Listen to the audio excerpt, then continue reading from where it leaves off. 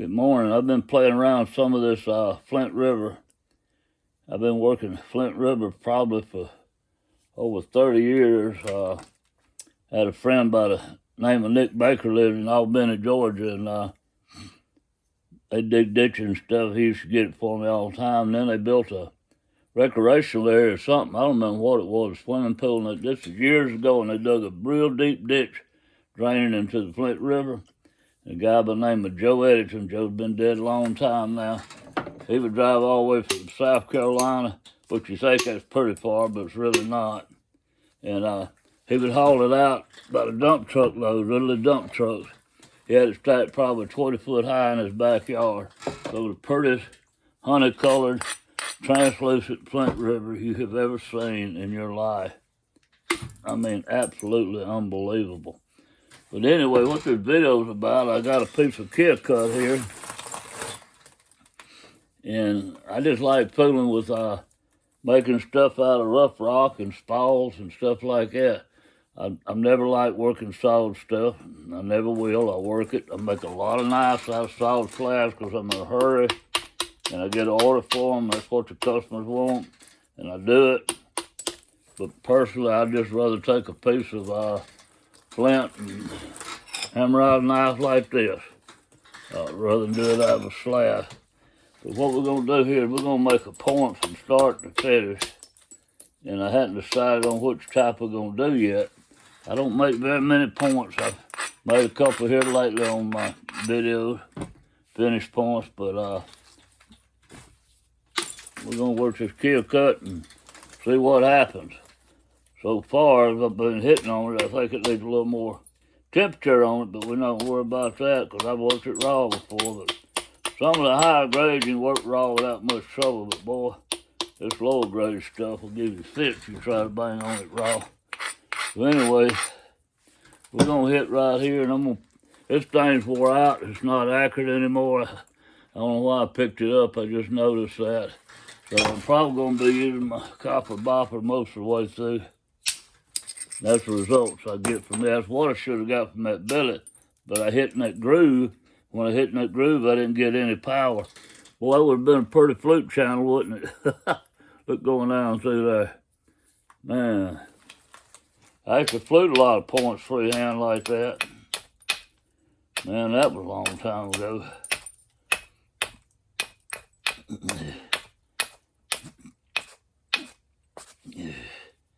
I talked about it on one of my videos about what I call freehanding. You don't put any pressure on anything, you just let it lightly sit in your hand and do like that. And where the idea come up, I watched two guys, I don't know where it was at, it might have been in Texas, at a Napa in there. I used to never miss Napa. It wasn't that many, it was about 4 years. It was in Kansas, not Kansas, but Missouri on the Kansas River, up at Buckner. And they had like 2 or 3 in Texas, and I'd always go to them. But they were arguing over putting pressure on the rock to pull the flakes with your fingers and all that. And one guy said, well, that's bull, and I believe it's bull personally myself.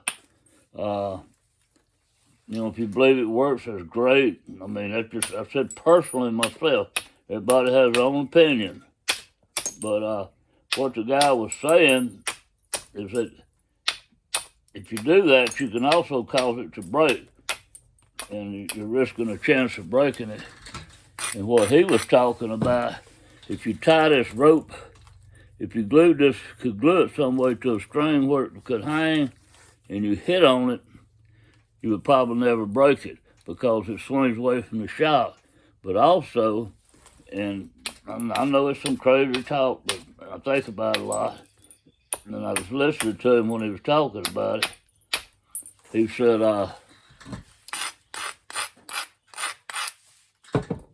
you don't get quite the strength you need, but you can still get the right tool and the right angle. Watch this, it's just loose in my hand. Look at that. And he said, and the other guy said, oh, no, that won't work. You got to hold it tight. You got to put on your leg hard. You got to do this and this and that. Well, I put it on my leg hard, and I believe all the old timers and they took me under their wings and they were teaching me, and I greatly appreciate Mr. Saulberger. I greatly appreciate Mr. D.C. Waldorf and Don Calberg and all those guys, Charlie Shuey. I can't name them all, it's so many. Jim Regan, he's dead now. He first of all started making copper tools and selling them, and he told everybody I was his tester because he knew I had that quarry. I was quarrying Novaculite in Arkansas, and I was going through just tons of rock. And he said, every time he come up with a new style or a different handle, he'd send it to me free.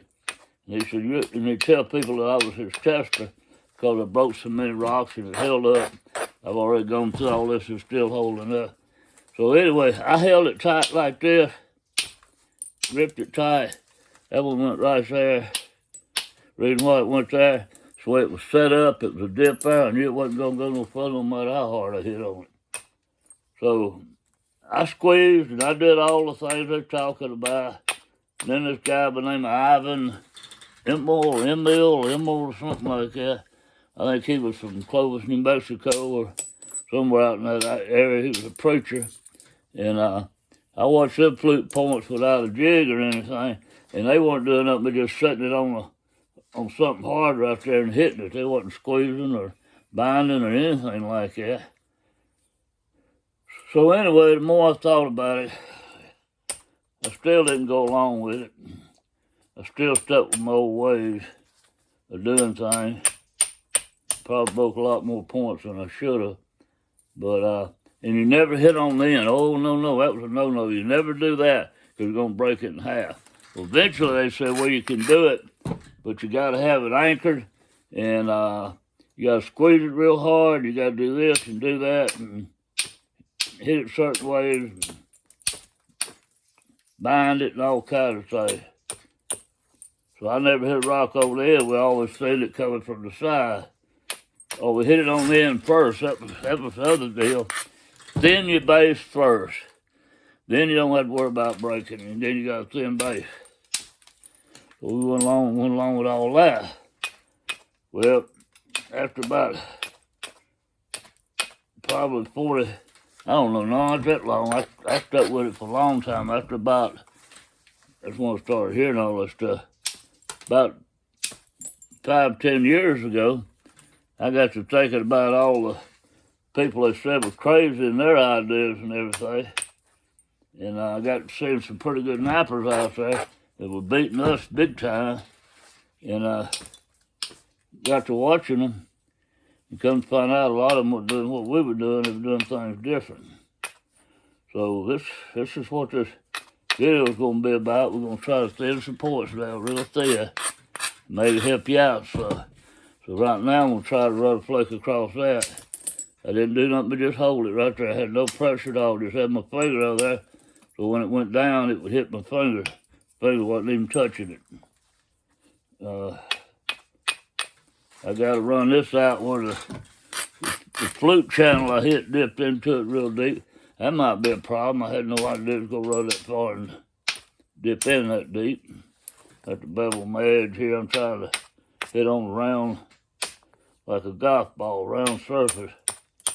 Just sliding off. I really would like to use a copper bopper, but I've wore all of them out. That one still got some in it. Look at that, but it's a little. I don't know if it's going to be big enough. No, I'm having to hit too hard. Don't have enough swing on it, enough meat on it. I'm going to use it to trim the edges up, though. They always do a good job on that. I don't care what, this is what I'm talking about. I don't care what size you use, they'll always do a good job making a platform or edge like this. Because it's already a pretty sharp edge to start with, and it just sticks to it, and they just chisel it right off like it goes down, sticks and pulls that edge off. That was a rounded edge there I was trying to knock out. I see another one that's a little bit bigger. I'm going to look at it. Boy, it's wore in. See how that wears in? If you hit right in there, you don't do anything. You gotta get right on that edge like that. And that takes a lot of effort to be accurate when it's like that. You just don't have any wobble room. Like trying to hit a finishing nail and you hang it upside down, swinging a hammer. Tough to do.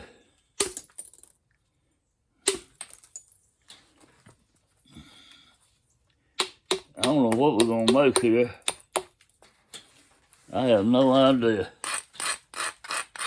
We're just gonna get it real thin, then we're gonna decide. And I need to be telling you what I'm doing. I have a bad mistake of running my mouth and not talking about what I'm doing.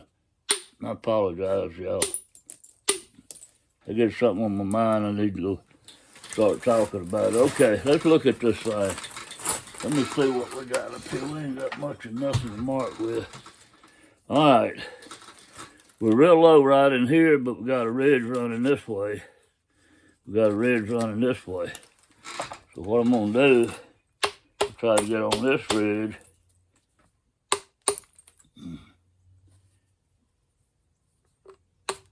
From both sides. I'll probably start on this side first. It's a little more pronounced.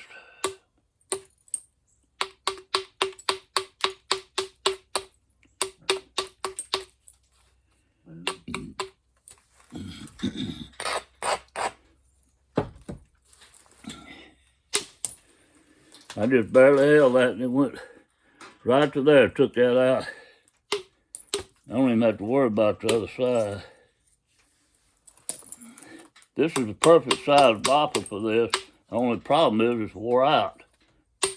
I need to go to the plumbing supply store and buy me some more gas caps and replace them. I just hate going to town. I don't go to town very often. I just about shoot myself if I had to go to Walmart. I haven't been in a Walmart store, Lord have mercy. I don't know how long. My wife don't like to go, but she goes a lot. Sometimes she says it's just too convenient for the things she needs. She can get it all in one place. Right now, this is a problem. We might break this point in half. You don't ever want your stuff too thin in the middle. That is true. And where that flake looked like a flute, which it actually was run, it went out and went in deep. So what I'm going to do is I'm going to come across from this side and see if I can flush it out, start flushing it out. I'm going to hit down like this to just give it a lot of bend, a lot of convexity. I want kind of like a turtleback hump before I start doing anything with it. Back on the turtle, big old snapping turtle. Oh, box turtle, them box turtles have, their backs a lot more rounded. I love box turtles. We used to have so much fun with them things with kids. And they might be terrapins, I don't know. I'm not no turtle expert.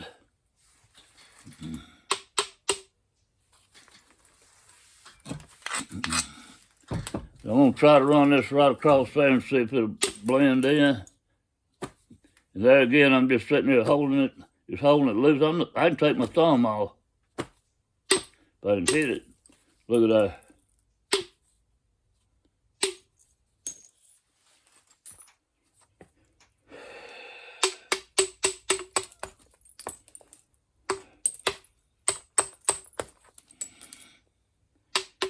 And I know there's a lot of knappers out there 100 times better than me. We put pressure on there and squeeze and all that. But I know for me it don't make no difference. I've tried it both ways. And I break less when I don't put pressure. I just let it sit like that. Going right into that big old hollow there. Just flushing it out. Look how it's starting to flush out. I'm high over here. I'm going to come over here. And one thing about it, I'm not worried, for one reason, of getting my point too thin or too narrow or something like that, because I don't know what type I'm making. That's the beauty of this. I'm just trying to balance it out. Boy, that did good there. Now if I get this part up here to thin out some. This is just sitting there. I don't want it to hit the floor. Boy, it did good. Another one. All right, let's come back on this side. Eddie Main. Somebody probably don't know who I'm talking about. Somebody know who I'm talking about because you watch all his videos. Like a lot of people don't know who I am, and a lot of people know who Jason Newman is, stuff like that. We seem to know people in the areas we live in a lot better. But Eddie Main is a gentleman that put me on using these. He come to my house somewhere about 30 years ago, no longer than that, and was learning to nap and bought some material from me. Was watching my son nap, and he said he was really impressed with his skill. But anyway, he's one of them guys that's always experimenting with stuff, which is a great thing, man. And he come up with an idea, and as far as I know, he's the one that did it. I mean, it could be somebody else. Like I say, there's so many people out there, and they live, one might live in California, and one live in Florida, so they don't know what's going on out there. And how they napping, or what they're using, or the methods they're using. Look at that. All it is a little bitty pencil mark left, so I got it out completely. But anyway, Eddie come up with the hollow bopper, and I was also talking to him about not gripping anything hard when you're napping on it. And he said he did a video about it. I think he said he did a video about it, but he said that he agrees with me. Well, he might not. He might disagree with me. No. He's had success doing it. Eddie, you probably go watch my video. If I need correct into that, please do a video and correct it for me. That's been a while back. Been over 24 hours. A lot of water's been on the bed since those days. We were actually talking about it. I can't hit my edge now. Might as well quit swinging it if I can't hit it. This has got me concerned. That's why I can't hit it. I'm hitting here trying to ease into it so that little ring will hit. If I just go in here and it don't, and it hits above it, it's breaking. So it's gonna go in that hollow end. It's gonna be just like this here, like going in a pair of pliers and twisting down.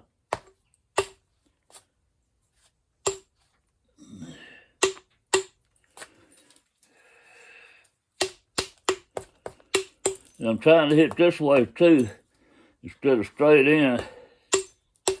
That's gonna help me stay on this edge. And now let's see what we got. This side's real good. This is thick here. I'm gonna take my pressure flaker and setting up some real good platforms to thin this. I'm gonna put a little convexity in it. It's gonna be a pretty narrow tip on this thing. And not gonna be just like a rounded over point.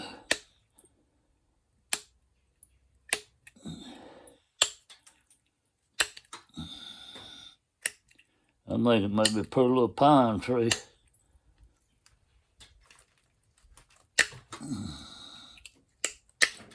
Like I said, I hadn't decided yet.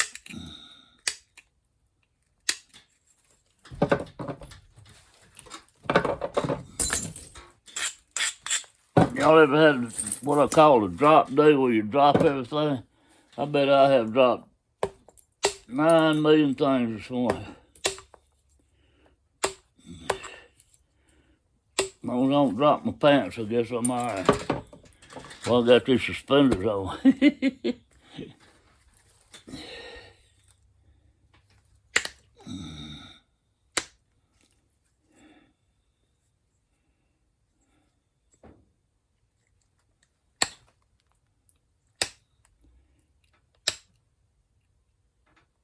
If you were born with a rear end or a butt, you were truly blessed.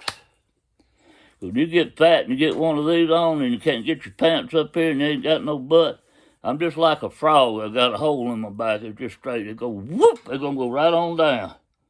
And that's the most aggravating thing it is. Trust me. You don't know how blessed you are if you got some curvature back there like convexity on these points.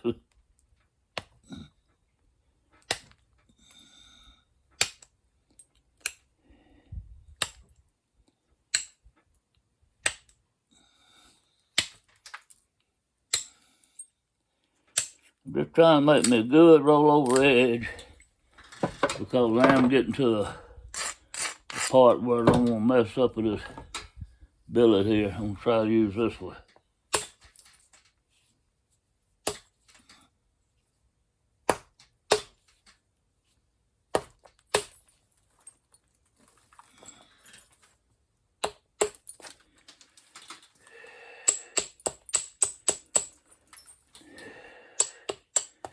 I don't know if you see how close I'm hitting. I'm hitting right on that tip.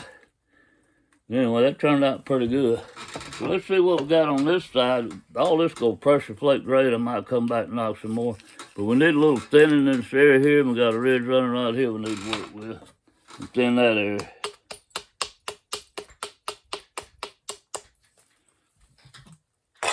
Got a little fracture right behind it, so this might not do too much. I hit above it. I couldn't see if I can get below it. I meant below it. It'll come out.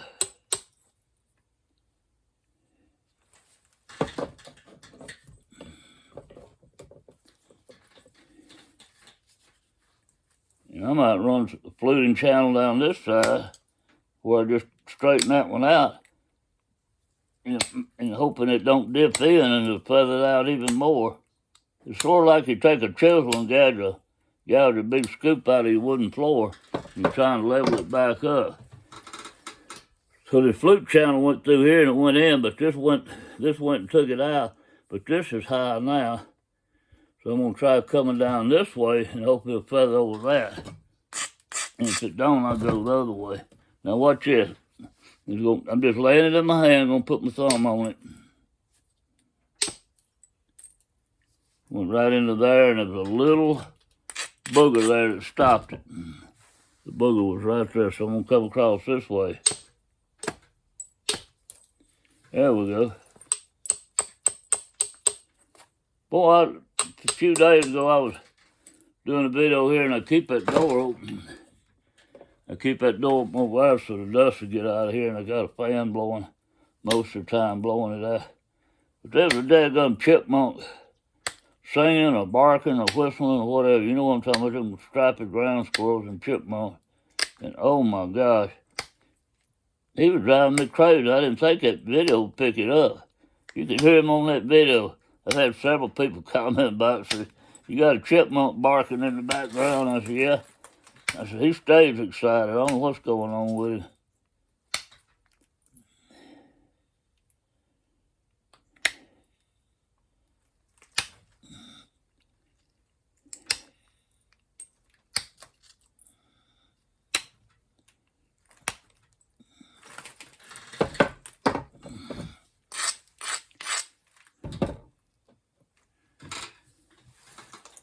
I'm trying to drive along across here. I'm just setting it right here. Hopped all the way. It went right there and it come over and it feathered out right there. And all I did was just had my hand there to keep it from going down and not putting any pressure on. If you got something that'll stop it from going this way without putting pressure like this, that's perfect. And that's what the guy was saying with the swing. You're not going to get as much come out because it's going to go round and round and round whatever it's tied to. But if you had something solid on the edge to keep it from doing that, you could run long floats. There's another long one. These not quite as long because I'm not putting my hand, basing my hand on that pad. Look at that. I'm not going to take any more out. I could probably percussion this one out. Do a little more percussion work in there. Yeah, the more I look at it, I just don't, I could pressure flake this out real easy. But doing this right here, It's not fun. I never liked it, never cared for it, because I always got blisters on my hand. If I didn't do it every day, when I had calluses and did it every day, it didn't matter. It didn't hurt there. But I've got arthritis or gout. We talk about it all the time. If you had any idea which one it might be, I hadn't been to the doctor, please let me know. I'm just curious. My grandmother had arthritis that crippled her fingers real bad. But this knuckle, I don't know if you can see, look how much bigger. It's twice as big as this one. And got a knot coming over here, and I can't hardly bend it. It hurts so bad. And I don't know if that's from just constant pressure flaking all these years, or if I got gout. I don't eat stuff I think would cause me to have gout, or if it's just arthritis. Look how nice it come out. Trying to hit right on that edge again. That's why I was swinging so many times. And I got a little place here to pressure flake out real good. I'm gonna try to percussion it out, because it's shoving on that finger, and I don't like doing that at all. Need to learn to pressure flake like this. I got some friends that do that. I don't see how they do that. That's just plumb backwards to me, man. That's the most awkward thing I ever tried to do. That's harder for me than riding a unicycle, or unicycle, whatever they call it, one-wheel thing. I got one for Christmas one time. Me and my brother did. We could only get one thing. We had to share it.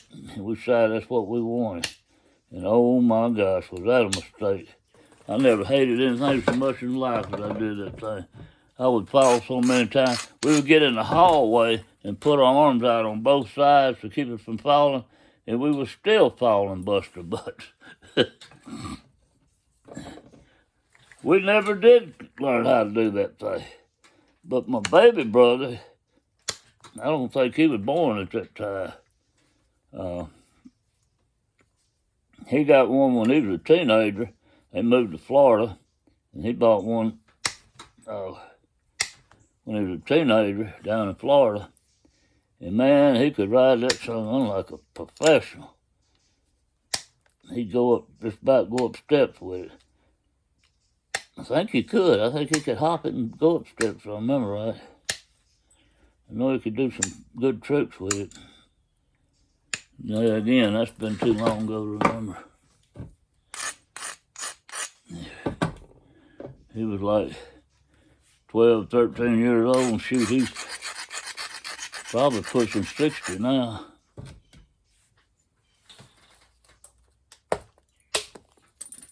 Whoa, got that bad spot. That spot I worried about pressure flaking. That's cleared up good. I like real thin bases. There's no way ever would I have ever considered hitting this thing like this with that big dip in the middle. But if I'm not squeezing on it, I'm just balancing it, I don't have any problem breaking it. And I said that on one of my videos. I said very rarely do I break one like that. And I was doing a demo and I broke it right off the bat. But it's not ever our fault, in case you didn't know that. A guy that can flint out, it's the rock's fault.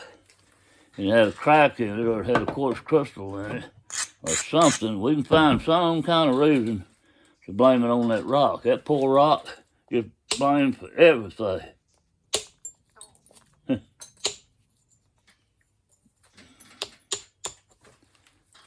I sure broke that one that day, and I do think it had a crack in it. I just don't break them that often. Doing that, I break them a lot, but not doing that technique. Okay, this is pretty good. I got a hump right here that I don't want to try to pressure flake out. And it's a different color. I don't know if you can see that little red lines in there, but it's kind of grainy right in there. This rock needed probably another 100 degrees temperature on it. So I don't know if I'm gonna try to take it out from the back or the side. I'm gonna get the back ready and look at it. I think it's gonna come out from the back. I'm gonna see.